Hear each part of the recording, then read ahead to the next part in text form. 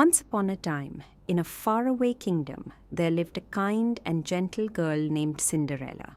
She had a loving father, but after her mother passed away, her father remarried a proud and cruel woman with 2 daughters. Her stepmother and stepsisters were jealous of Cinderella's beauty and kindness.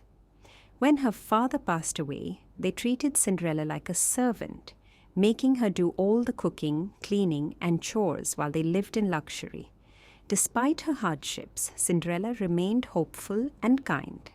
She found joy in small things, watching the birds, talking to mice, and dreaming of a better future. One day, the king announced a grand dance event at the palace. The prince was looking for a bride, and every young woman in the kingdom was invited.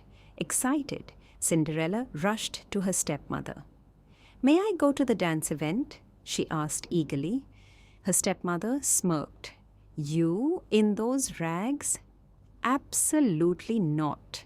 Unless you finish all your work and find something suitable to wear," she sneered. Cinderella worked tirelessly, and with the help of her animal friends, she patched together an old dress. But when her stepsisters saw it, they tore it apart, laughing cruelly. Heartbroken, Cinderella ran to the garden and wept. Suddenly, a warm light appeared and a gentle voice spoke. "Why are you crying, my dear?" Cinderella looked up to see a kind old woman with a magical wand. It was her fairy godmother. "I wish I could go to the dance event," Cinderella said between sobs. "Then you shall," said the fairy godmother with a smile. With a wave of her wand, she turned a pumpkin into a grand carriage, mice into horses, and her tattered dress into a dazzling gown with shimmering glass slippers. "Go, my child, but remember the magic will fade at midnight." Cinderella arrived at the palace, and everyone gasped at her beauty. The prince was enchanted and asked her to dance. They twirled across the dance event room, lost in each other's eyes. Time flew by, and soon the clock began to strike midnight. "Oh no!" Cinderella gasped, dashing away before the spell broke. As she ran down the palace steps, one of her glass slippers slipped off, but she had no time to stop. She hurried home just as the magic wore off, leaving her in rags again. The next day, the prince searched the kingdom, determined to find the mysterious girl.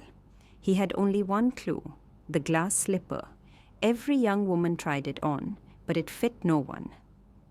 When he arrived at Cinderella's house, her stepsisters eagerly tried the shoe, but their feet were too big. "May I try?" Cinderella asked softly. Her stepmother scoffed, but the prince allowed it. As Cinderella slipped her foot into the shoe, it fit perfectly. The prince recognized her at once. Cinderella and the prince were married in a grand ceremony. She forgave her stepmother and stepsisters, choosing kindness over revenge. She ruled the kingdom with love and compassion, proving that goodness and hope always triumph. And so, Cinderella lived happily ever after,